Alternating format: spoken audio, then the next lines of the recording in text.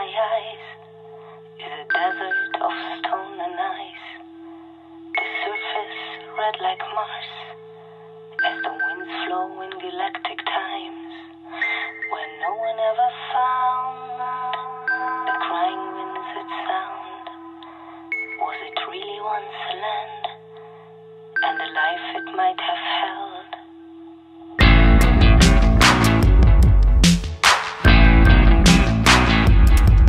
What flourished here before? Wasteland, wasteland. I wanna make it to the end, but the grooves in the sand are electrified, and I'm tied to the bone, still energized, and I'm jumping to avoid the vault, to escape the old. Gyakorlatilag ásnak egy jó mély gödröt a földbe valahová, amire úgy gondolják, hogy sokáig biztonságos hely lesz. Azt igyekeznek elszigetelni biztonságosra, hogy jó sokáig ne kerülhessen ki onnan semmilyen kártékony, káros anyag. A kiégett üzemanyagokat igyekeznek becsomagolni valamilyen formában, hogy onnan se tudjon kiszivárogni, és akkor ezeket a csomagokat leküldik a föld alá, majd amikor megtelik a tároló, akkor lezárják, és akkor ott hagyják.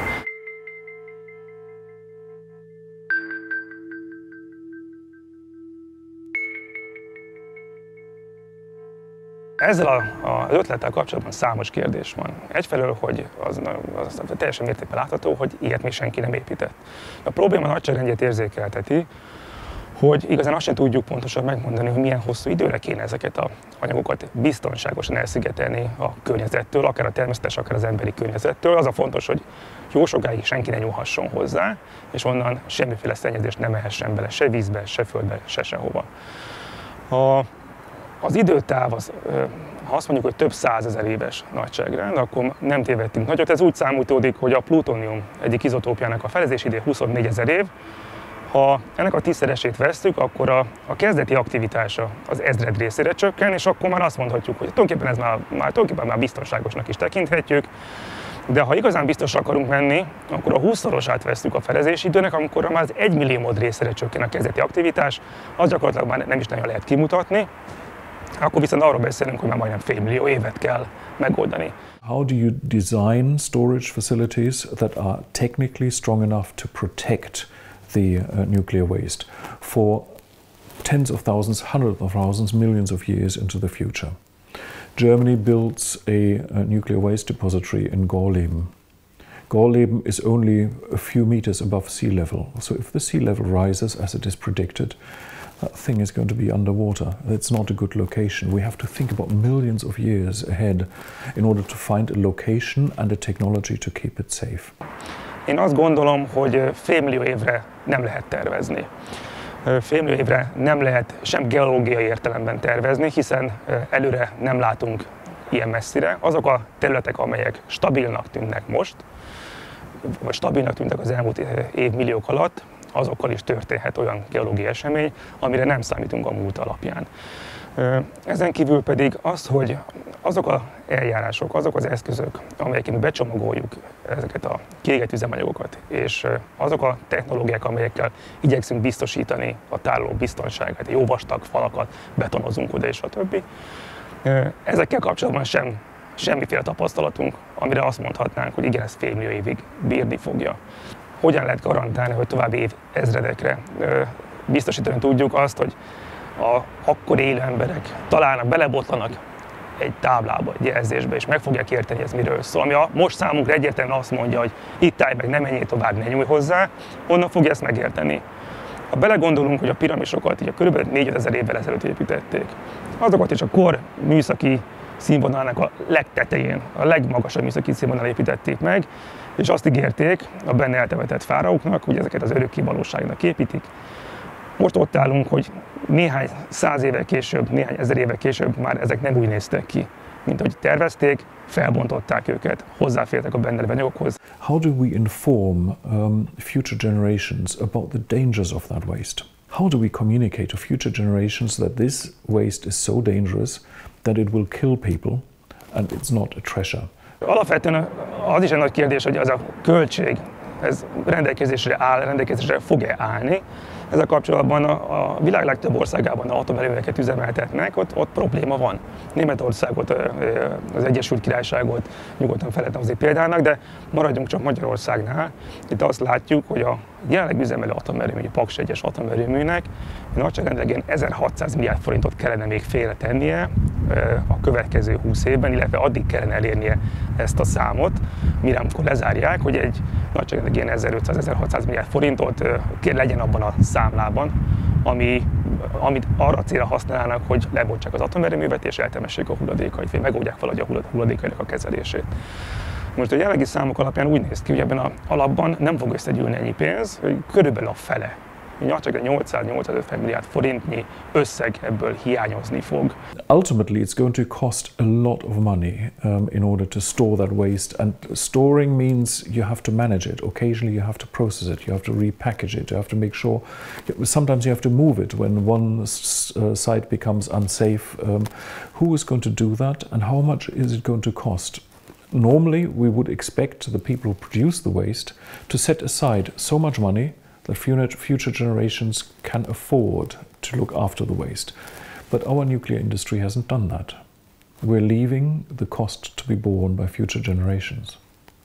Hosszú idő alatt akármilyen módon is csomagolják, szeparálják a radioaktív hulladékot, az a csomagolás az korrodálódni, rongálódni fog, és fennáll az a veszély, hogy ha víz éri, a víz kiold bizonyos komponenseket, és azokat esetleg a felszínre kerülnek, vagy egyéb folyóvizekbe, vagy egyéb vizekbe kerülnek bele. Tehát egy ilyen helynek abszolút száraznak is kell maradnia. We have to raise all the money for watching the radioactive waste. It is really an expensive thing because you cannot just put it somewhere and then leave it. You always have to watch it and to review it and to keep it safe from terrorists, to keep it safe from breaking because environmental impacts, like what about the next ice age, for example? When will it be? What will it make with our nuclear waste? So the idea is to store it as long as possible, not getting into the environment and not getting to the people. But if you look at other projects, not depending on high radioactive waste, we have some experiences, for example, in Germany. We have the ASSE project. It's a media radioactive waste deposit that was started as a research site and then was declared after it was fulfilled with nuclear waste as a final deposit site, and they have really big problems. They don't have any idea how to get the nuclear waste off again because many of the containments, they are broken and already the contamination has started. So it is only a question of time when it will come to the environment, and that means to the human beings.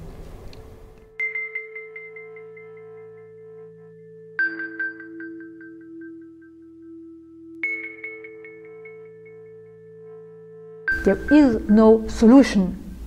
There is only moving it on. We call it now the generation something custodian project. I don't know right now. To move it on and on, they lost somehow the battle. I mean, they cannot continue producing it when they have to officially admit, yeah, we don't know what to do. We will repackage it and again. Hová tudjuk elhelyezni a fűtőelemeket a Földön?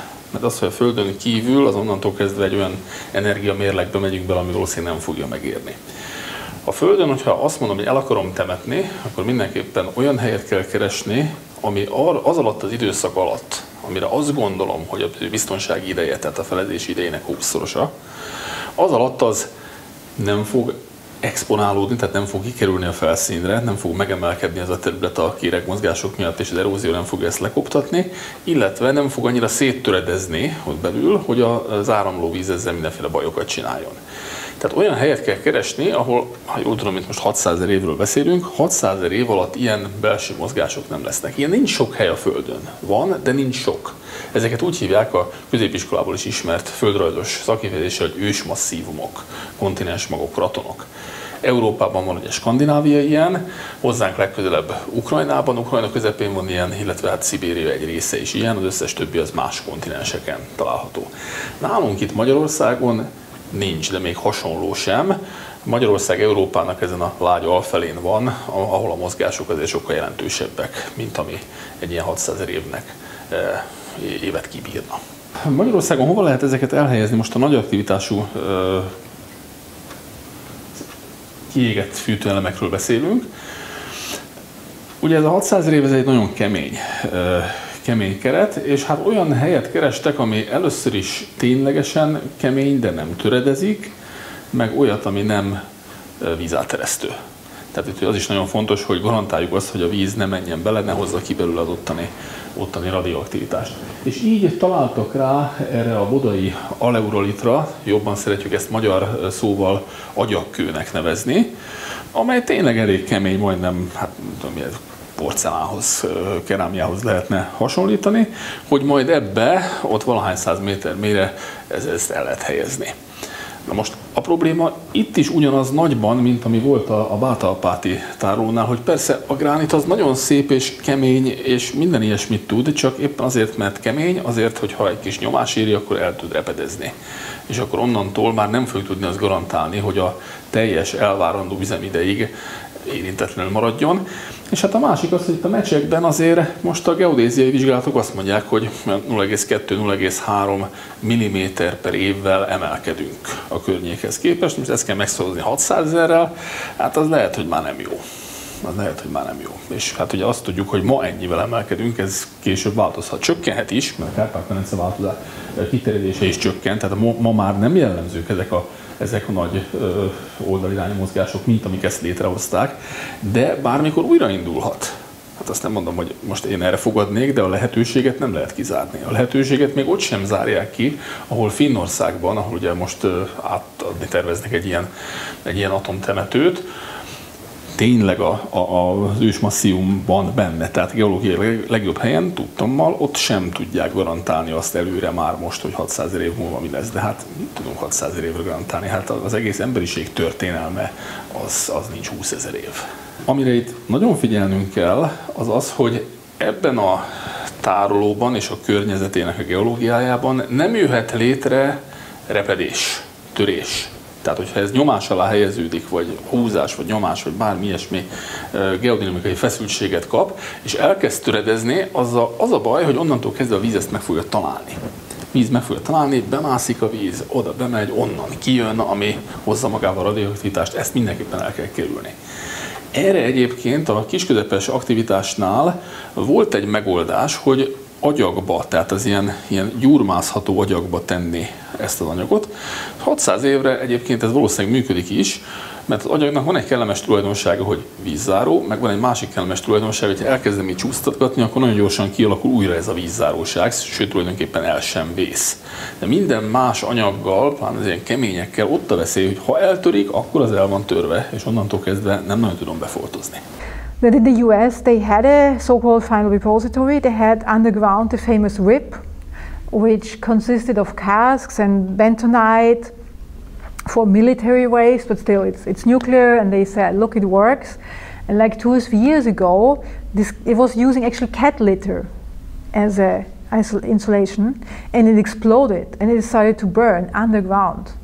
Since then, it's a big silence around cat litter, bentonite underground, and being so safe, because they didn't even know how to put out the fire, and it's extremely dangerous, of course, to have it underground. Fire and nuclear waste.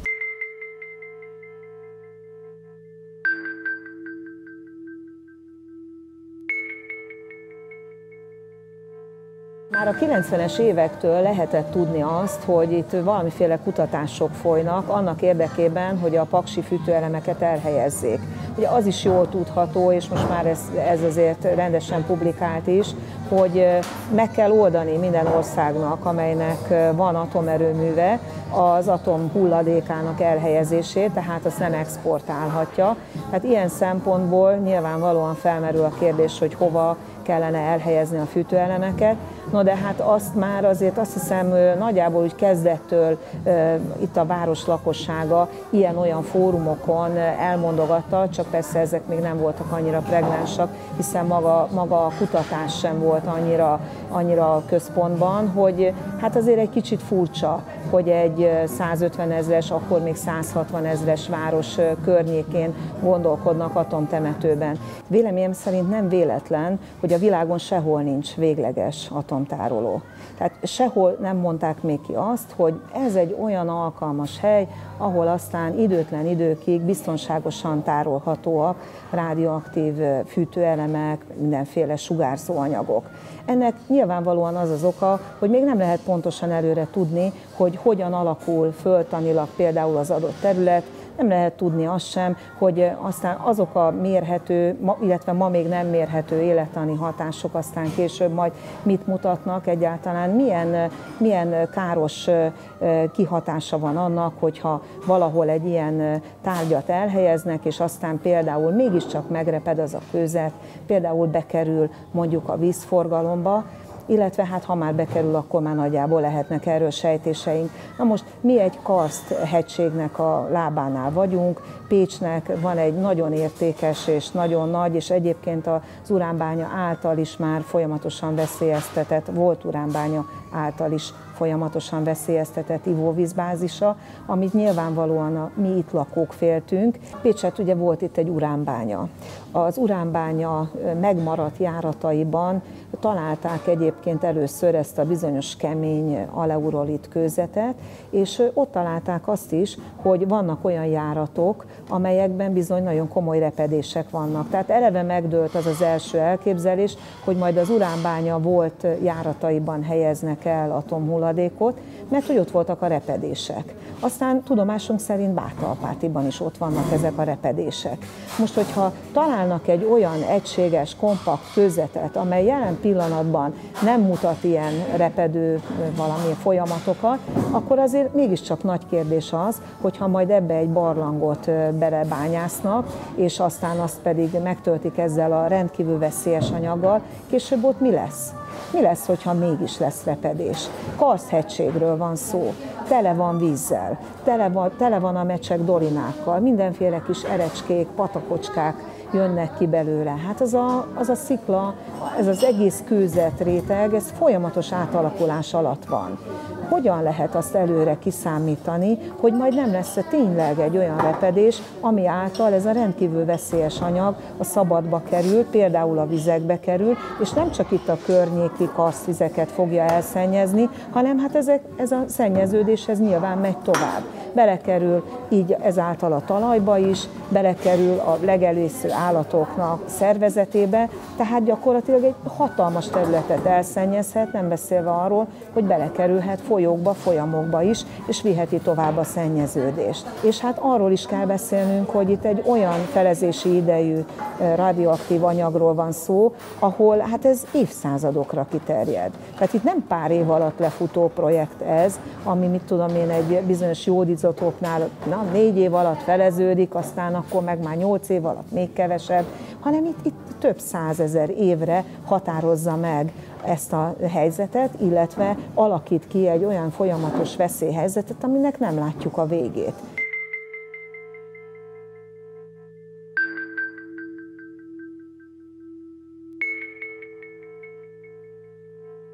The magic rock doesn't exist. There is always water, at least in the longer term prospect. There is always some kind of seismic movements. That this does not exist. So therefore it would be way more ethical to not close it, to keep it retrievable. That you most likely will always have to have some kind of monitoring. You have to keep the option open for the next generations, which could be in 30 years already, yeah, or in 5, to get the stuff out again, because it's most likely leaking. Yeah, even the idea that you might have to move it somewhere completely else because the situation where it is might deteriorate, and this I would call ethical. I think it's utterly unethical under those circumstances we all live in now. Yeah, these non-criteria, political pressure, yeah, because they need to get this underground so that they can build new reactors. Why the Commission started this whole stuff is to solve the so-called nuclear waste, because from their opinion polls before the year 2000 already, they had the results that the biggest problem for the Europeans is the unsolved nuclear waste issue. Most people somehow know about it. So they want to have it out of the way. They want to have it underground. And then they say it's solved and we can go on building. So we suspect that very often they really just want to have it underground and go away. And I think this is non-ethical. And it won't work technically. So this option has to be left open, that you always can get there and look at the real status of things, because so far there is no material, obviously, which is the silver bullet to keep something, because it's contradictory. Yeah? You have this heat developing, high level spent fuel. This develops quite a lot of heat, even after 50 years in interim storage. Yeah? And this has to somehow slowly get out of the cask and through the rock. Okay, that's one thing. But the other problem is you have to keep everything completely tight in there, because water and stuff should not get to it. So this is completely contradictory, and there is no material, and they were thinking it might be copper, which is now the big discussion in Scandinavia, but copper is not corrosion proof. They couldn't prove it yet, so they're stuck again. So I think there is not the perfect rock which would make this possible. Nor is there the perfect material where you would have this highly toxic and heat developing stuff inside. Wasteland, wasteland. I wanna make it to the end, but the roofs in the sand are electrified and I'm tired.